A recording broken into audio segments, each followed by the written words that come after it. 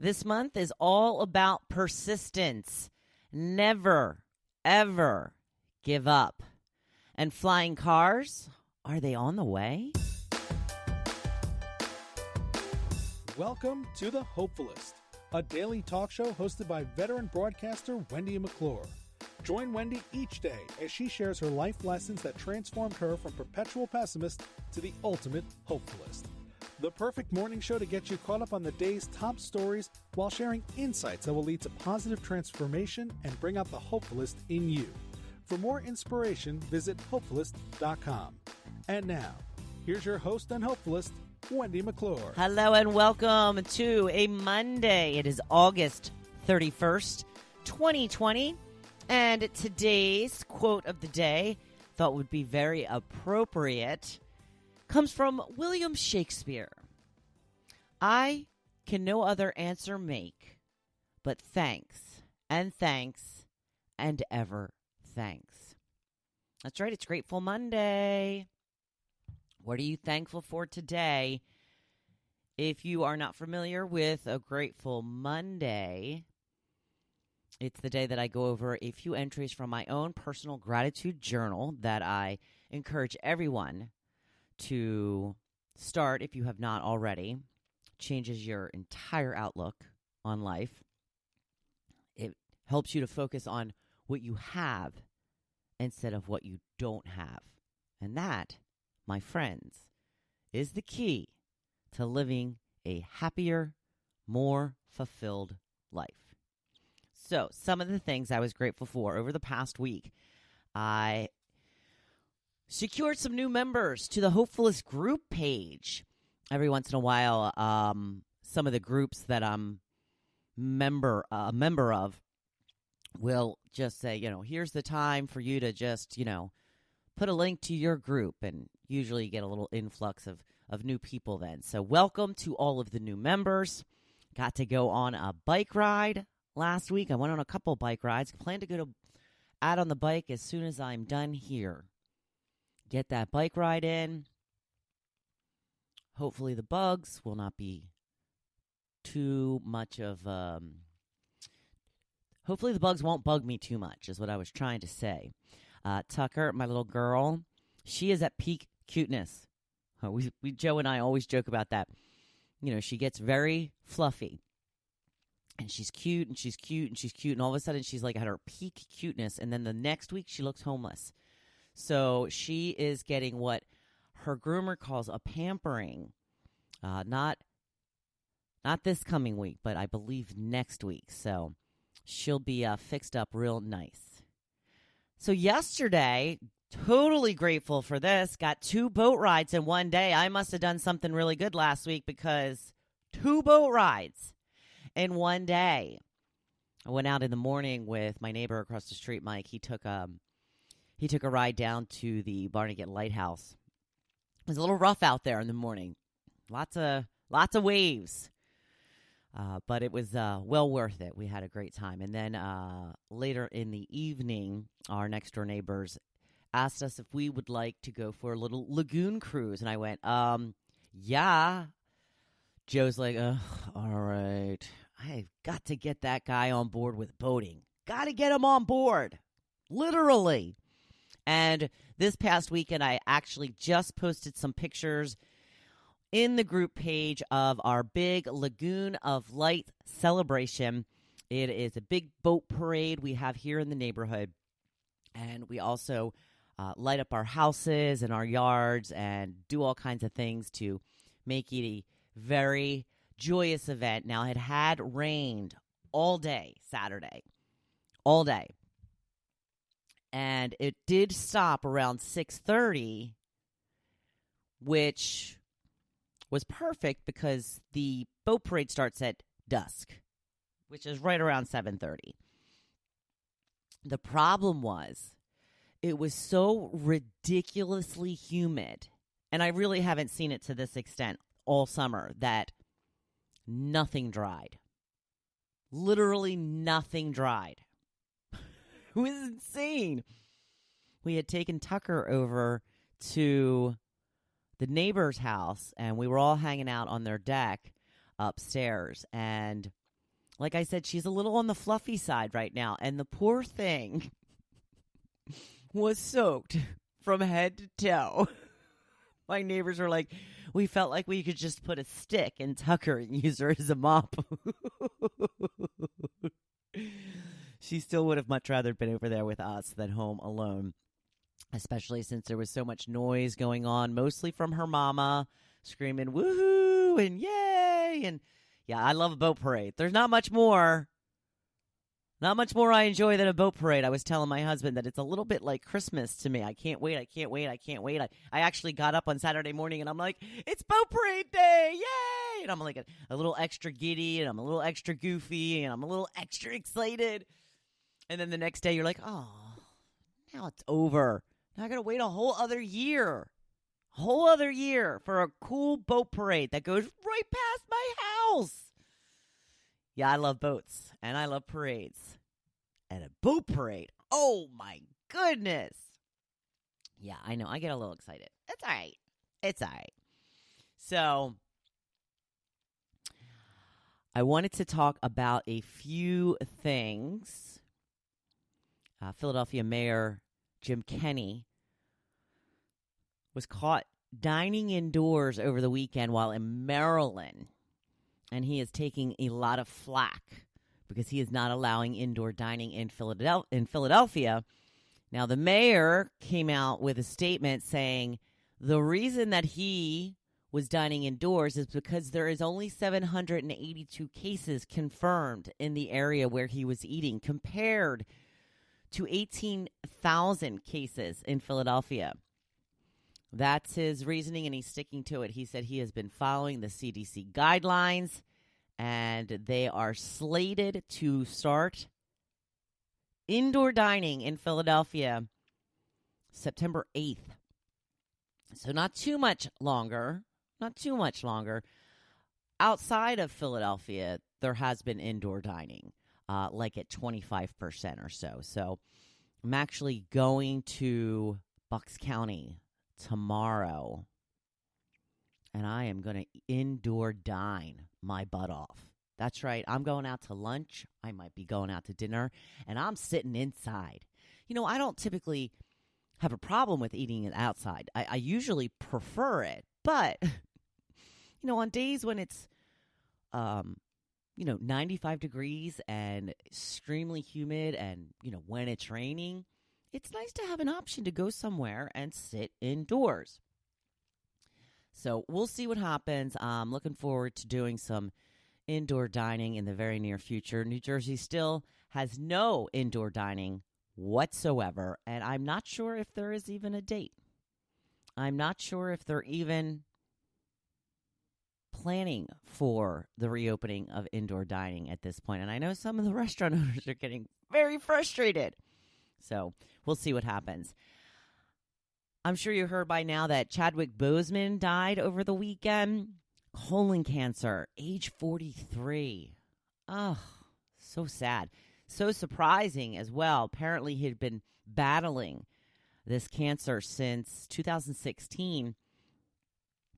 And I guess it was all very hush-hush. I mean, nobody really knew about it. Of course, Chadwick Boseman was the star of Black Panther, which broke all kinds of records. He also starred in 42, the story of Jackie Robinson. I did see that movie.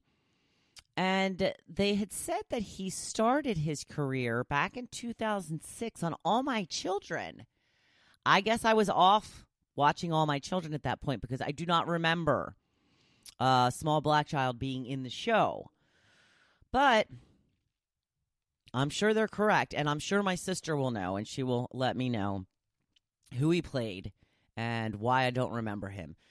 But I was scrolling through Instagram this morning, and I followed Jimmy Fallon, from The Tonight Show, and he reshared a little clip of something they had done when Black Panther came out. And they had fans come, and I guess they were saying, I don't really know what they were saying. I guess they were saying that they were going to give the filming of them talking to a poster of Black Panther, and telling Chadwick what the movie meant to them. And then, of course, him and Jimmy were behind the poster, and then they came out and surprised the fans. And some of the reactions were just so incredible. And he really did seem like such a great guy. I saw another Instagram post over the weekend where he won a MTV Movie Award for his role in Black Panther, and he called up somebody that, in his words, a true hero, and gave it to him. I don't remember what it is that he did exactly, but it just seemed like the greatest guy, and it's so sad. So our thoughts and prayers, obviously, with his family at this very difficult time. How would you like to fly to work every morning? Yes, that's right. Japan has tested a real live flying car. At this point, it can fly for up to 4 minutes. And, it's just going to get better from there. So who knows how long it'll be before everybody will be driving to work. It's going to be like the Jetsons, where there's going to be all kinds of traffic jams up in the air. There's going to be all kinds of issues with stuff like this. I mean, you've got to do flight plans and all that stuff when you're flying. I imagine it would have to be the same for cars, or else there's a potential of running into helicopters, definitely potential of running into drones, and, what are the birds? What about the birds? You're flying to work every morning, you're like, hey, seagull, what's up? Just kind of looking in the window, or a bird flies right in the window. That wouldn't be good. So I'm sure there's still a lot of details to be worked out, but we shall see. It's an exciting time, don't you think? I'm a little excited about it. The topic for today, I wanted to hear from you about what you love to do on Sundays. What is the thing that you love to do most on a Sunday? I posted a picture of me from the morning boat ride I got to go on, of us right outside the lighthouse in the Barnegat Bay. Old Barney. That's what I love to do. If I have a chance to get on a boat, I'm going to get on a boat. In the summertime, of course. Joe says, Sunday fun day with my wife and doggy. A few beers and some good food. That is my husband. He wrote that right after we had ordered in dinner. So, every once in a while I'll say to my husband, nobody's commenting on my topic. So he goes in and comments on my topic. So I do appreciate that about him. One of the many things I am grateful for in this hubby of mine. Kate says, this summer it's been hanging out with family, getting to see my parents almost every Sunday. Good for you, Kate. That's awesome. So, yeah, not a lot of people commenting on the topic anymore. I'm not sure what the problem is. I don't know if this new Facebook has something to do with it. I don't know if they changed the algorithm, or people are just tired of Facebook maybe. I don't know. But I'm not getting a lot of comments on my topics anymore, which, the main reason I do a topic is to give you a chance to participate in the show. I want to be able to chat about fun things or sometimes serious things or whatever, and give you a voice in this show. So when you don't comment, you're taking that aspect away from everybody. So let's start commenting on the topic again. Yeah, I'd be really grateful if you did that. The blog post for today, it is a brand new month. I mean, technically it starts tomorrow, but it's the first day of the next 4 weeks that we will be focusing on. Are you ready for it? Persistence. That's right. All this month, we will focus on persistence with a capital P. Persistence is the only way you will get where you are looking to go. It's the only way your dreams will come true. It's the ability to keep going when the going gets tough. It's showing up every day and doing the work, even when you feel like you're not making any progress, even after you have failure, even when you don't feel like it. And I thought it would be appropriate to talk about resiliency first, as we have all been thrown a monkey into our midst this year. That's right, we've all been affected by COVID in one way or another. It's been tough adjusting to the new normal, and we don't know if things will ever truly go back to the way they were. Fingers crossed, here's hoping, but we are spending a lot more time at home, and we are trying to figure out how to be okay with that. This is when I always say, I am so glad we splurged and bought our dream house. We had to make a lot of sacrifices to afford this place, but when it comes to being in quarantine, I wouldn't have wanted to be anywhere else. My mother used to say, don't be house poor. Don't be house poor. Well, we are certainly house poor, but our house is awesome, so I'm cool with that. But back to resiliency. It's the ability to bounce back. It's when you know you can keep moving forward regardless of what's going on. It's knowing that you can pivot and switch things up when you need to. I know that sometimes it feels like your world turns upside down. Sometimes it actually does turn upside down. You may have lost your job, started working from home, or had to start homeschooling for one or more kids. Your whole lifestyle may have changed because of what is happening in the world right now. As we were just talking about, still can't eat inside a restaurant in New Jersey or Philadelphia. A lot of my friends around here, they would stop off at the local watering hole on their way home from work as a way to unwind and have a little fun with friends. They haven't been able to do that since March. It's been a big change for a long time. I would venture to say that most of us have adjusted at this point. We may never go back to our old routine. As I've mentioned before, I'm in no rush to get back to the gym. I have figured out how to get a workout in at home, and I prefer it this way. But what are some of the things you've had to adjust to that you don't like? What can you do to make up for that? Or what can you do instead of your old normal? What types of things used to soothe you outside the home that can now be done inside the home? How about a nice warm bath in the evening or a cup of sleepy time tea before bed? Are you a Zoomer? A lot of people are now gathering virtually via Zoom. While it's not the same, it's probably better than nothing. Maybe this has really affected the type of work you do. It's been particularly bad for servers, bartenders, food service workers, gym employees. Is there a way you can pivot and change up what you offer? If you were working at a gym, can you devise a home workout plan and start offering it to people online?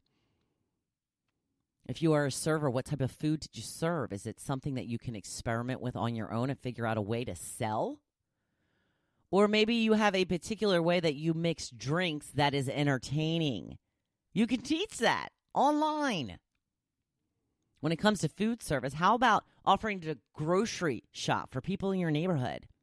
These are all off the top of my head, but if you really put some effort into brainstorming, you can come up with all kinds of options. Think outside the box. Think about what you have to offer and how you can get it out into the world. Change sucks most of the time. We usually dread it and fight it, but it will come. Change is inevitable, and if you are not anticipating change, then you will likely be left behind. You have to be able to adapt. Be resilient. It's not always easy, but it is necessary. And I happen to know you can do anything you set your mind to. So yeah, it's Monday. You know it's my favorite day after Friday, Saturday, and Sunday. So I would hope and I urge you to take advantage of all these brand new opportunities and possibilities and be your badass self. You know I'm cheering you on. Thank you for listening to The Hopefulist, hosted by Wendy McClure. For more inspiration, please visit hopefulist.com. Thanks, and we'll see you tomorrow on The Hopefulist. Go be a badass today.